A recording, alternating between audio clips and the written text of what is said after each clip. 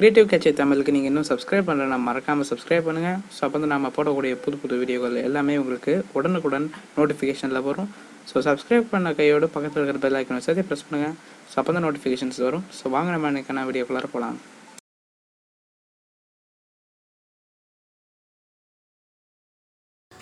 வணக்கம் ஃப்ரெண்ட்ஸ், நீங்கள் பார்த்து கொண்டிருப்பது கிரியேட்டிவ் கேட்சை தமிழ். நம்ம எனக்கு இந்த வீடியோவில் என்ன பார்க்க போகிறோன்னு பார்த்தீங்கன்னா, பெர்ஃபெக்டாக சால்டர் பண்ணுறது எப்படி. ஸோ இது வந்து ஒரு பிகினருக்குன்னா மட்டும் இல்லை, எல்லாத்துக்குமே இந்த வீடியோ ரொம்பவே யூஸ்ஃபுல்லாக இருக்க போகுது. ஏன் அப்படின்னு சொன்னீங்கன்னா, சால்டரிங்கிறது எவ்வளோ தூரத்துக்கு நம்ம சால்டரிங்கில் நல்ல ஒரு எக்ஸ்பர்ட்டாக ஆகிறோமோ அவ்வளோ தூரத்துக்கு நமக்கு வந்து எலக்ட்ரானிக்ஸ் ஃபீல்டில் நல்ல ஒரு எதிர்காலம் காத்துட்ருக்குன்னு அர்த்தம். ஏன்னா சால்டரிங்கிறது ரொம்பவே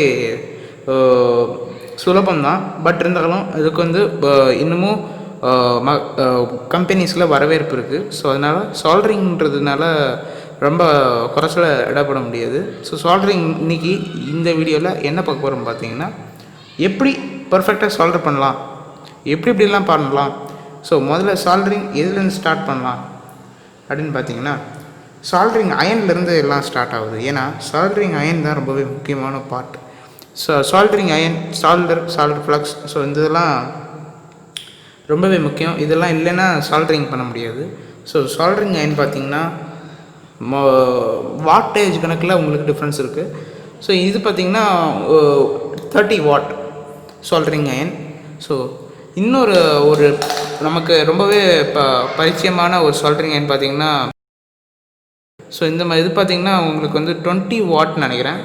ஆமாம், 25 வாட்டு சால்டரிங் அயன். ஸோ இந்த சால்டரிங் அயனு ஸோ நீங்கள் உங்கள் சால்டரிங் அயனோட வாட்டேஜ் நீங்கள் எப்படி செலக்ட் பண்ணணும் அப்படின்னு பார்த்தீங்கன்னா, இது நீங்கள் என்ன மாதிரி ஒரு பர்பஸ், என்ன மாதிரியான சால்டரிங் நீங்கள் பண்ணுறீங்க அப்படின்றத பொறுத்து தான் நீங்கள் வாட்டேஜை நீங்கள் செலக்ட் பண்ணணும்.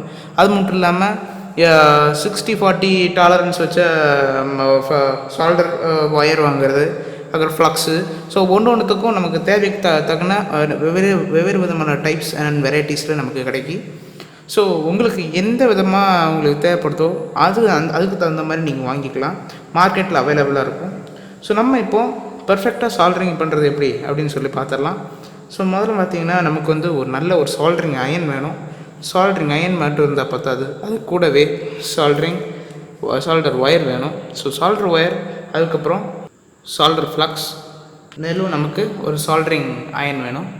ஸோ இந்த சால்டரிங் அயன் பார்த்திங்கன்னா டெம்பரேச்சர் கண்ட்ரோல்டு வெர்ஷன். ஸோ நீங்கள் வந்து இதில் டெம்பரேச்சர் செட் பண்ணிக்கலாம். டெம்பரேச்சர் நீங்கள் இதில் செட் பண்ணிக்கலாம் செல்சியஸ் வரிசையில். இது வந்து EST சேஃப்னு கூட. இப்போ இதிலே உங்களுக்கு போட்டிருப்பாங்க 30 வாட் அப்படின்ட்டு, 30Wன்னு 30 வாட். அதுக்கப்புறம் இதை வச்சு தான் இப்போ உங்களுக்கு காமிக்கிறோம் எப்படி சால்டர் பண்ணுறதுன்னு சொல்லிட்டு. இந்த மாதிரி சால்டரிங் அயனில் ஒரு பெரிய அட்வான்டேஜ் என்னென்னா, இதில் வந்து லெட்டு வந்து, அதாவது இந்த டிப் இருக்கு இல்லையா, சால்டரிங் டிப், ஸோ இது வந்து நீங்கள் ஈஸியாக ரிமூவ் பண்ணிடலாம். ஸோ இதை ரிமூவ் பண்ணிடலாம். ஸோ இந்த மாதிரி ரிமூவ் பண்ணிடலாம். ரொம்பவே ஹேண்டியாக இருக்கும். ஸோ இது வாங்கினப்போ நான் வந்து இதுக்கு தனித்தனி செட்டு தருவாங்க. ஸோ அந்த செட்டில் பார்த்திங்கன்னா பல்வேறு விதமான சால்டரிங் டிப்ஸ் இருக்கும். நமக்கு எந்த டிப் வேணுமோ நம்ம அதை வந்து வாங்கி நம்ம யூஸ் பண்ணிக்கலாம். அது மட்டும் இல்லாமல் நான் அது பர்ச்சேஸ் பண்ணும்போது சில சமயத்தில் உங்களுக்கு கிட்டாகவே வந்துடும். ஸோ அந்த மாதிரி நீங்கள் பர்ச்சேஸ் பண்ணிங்கன்னா உங்களுக்கு காஸ்ட் எஃபெக்டிவாக இருக்கும். ஸோ இந்த மாதிரி டைப் பண்ணிக்கலாம். ஸோ பெரும்பாலும் இந்த மாதிரி ஒரு ஸ்டாண்டு நீங்கள் வாங்குறது ரொம்பவே நல்லதுன்னு நான் சொல்லுவேன். ஏன்னா நம்ம இந்த இடத்துல பார்த்திங்கன்னா ஒரு சின்ன ஸ்பாஞ்சு கொடுத்துருப்பாங்க. இந்த ஸ்பாஞ்ச் எதுக்குன்னு பார்த்திங்கன்னா, இந்த டிப்பை க்ளீன் பண்ணுறதுக்கு. இந்த நுனி இருக்கு இல்லையா, இந்த டிப் இருக்கு இல்லையா, இந்த சால்டரிங் அயனோட டிப். ஸோ இந்த சால்டரிங் அயனோட டிப்பை வந்து நம்ம வந்து க்ளீன் பண்ணுறதுக்கு அந்த ஸ்பாஞ்ச் வந்து நம்ம யூஸ் பண்ணுவோம். இந்த ஸ்பாஞ்சில் நம்ம வந்து இந்த மாதிரி க்ளீன் பண்ணணும். ஸோ இதுக்கு தான் இந்த ஸ்பாஞ்ச் கொடுத்துருப்பாங்க. இங்கே வந்து ஐசோப்ரோபனால் அல்லது இந்த வாட்டர் யூஸ் பண்ணக்கூடாது. ஐசோப்ரோபனால் யூஸ் பண்ணி நம்ம டிப்பை க்ளீன் பண்ணிக்கலாம். ஸோ அதுக்கப்புறமா நம்ம அப்படி நீட்டாக ஸ்டாண்டில் வச்சுக்கலாம். இது உங்களுக்கு இந்த மாதிரியான ப்ராடக்ட் உங்களுக்கு வேணும்னா நான் கீழே டிஸ்கிரிப்ஷனில் நான் கொடுத்துருக்கேன் பெஸ்ட் பை லிங்க், நீங்கள் போய் செக் பண்ணி பார்த்துக்கோங்க. ஸோ வாங்க இப்போ நம்ம சால்டரிங் பண்ணலாம். இப்போ உங்கள்கிட்ட காமிக்கிறதுக்காக ஒரு சின்ன PCB எடுத்திருக்கேன். உங்கள்கிட்ட நான் இப்போ இந்த வீடியோவில் 2 விதமாக காமிக்க போகிறேன்.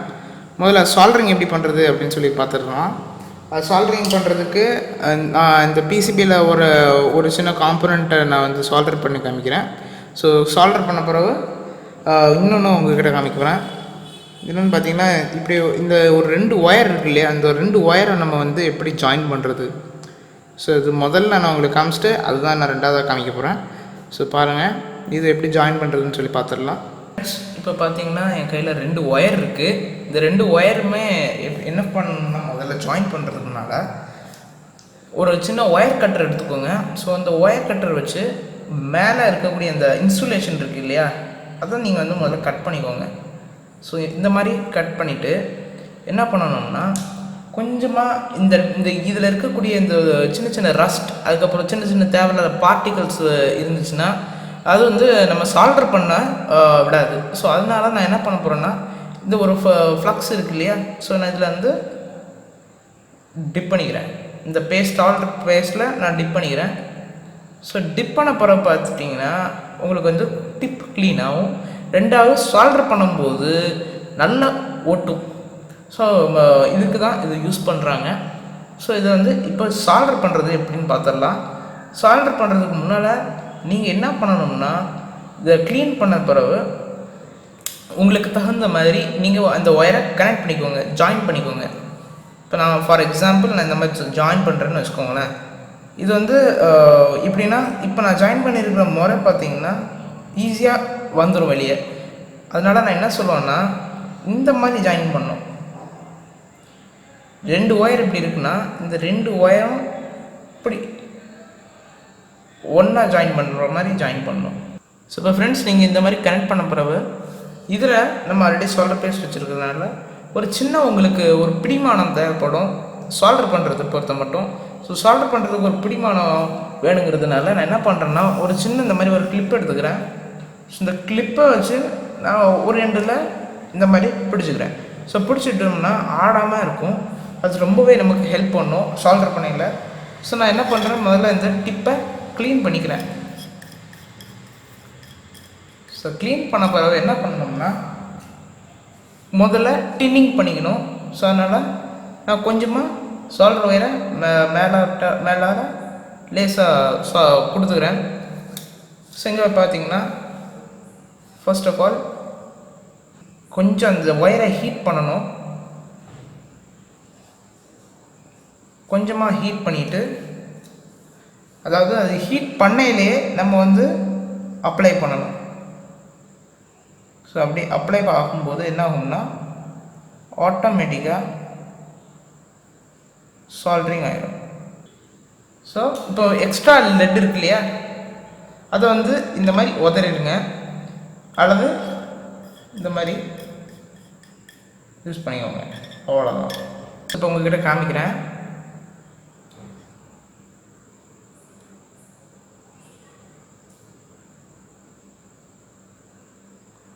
நல்லாவே சால்டர் ஆகிருக்கு. ஸோ கம்ப்ளீட் சால்டர் இன்னும் பண்ணலை. ஸோ கம்ப்ளீட் சால்டர் பண்ணோம்னா ஃபுல்லாக நமக்கு வந்துடும். நல்லாவே ஸ்ட்ராங்காக இருக்கும். இன்னும் இப்போ நம்ம என்ன பண்ணணும்னா ஒரு ஹீட் ஸ்ட்ரிங் டியூப் போட்டு நம்ம இதை கவர் பண்ணிக்கலாம். அப்படி இல்லைன்னா நம்மக்கிட்ட பெரும்பாலும் இருக்கக்கூடிய அந்த black colour PVC insulation tape போட்டு கூட நீங்கள் இன்சுலேட் பண்ணிக்கலாம். ஸோ ஒயர் கனெக்ஷன் ப்ராசஸ் பார்த்திங்கன்னா இவ்வளோ தான். இப்போ நான் இழுத்து காமிக்க எவ்வளோ தூரத்துக்கு இப்போ ஸ்ட்ராங்காக இருக்குன்னு நீங்களே பாருங்கள்.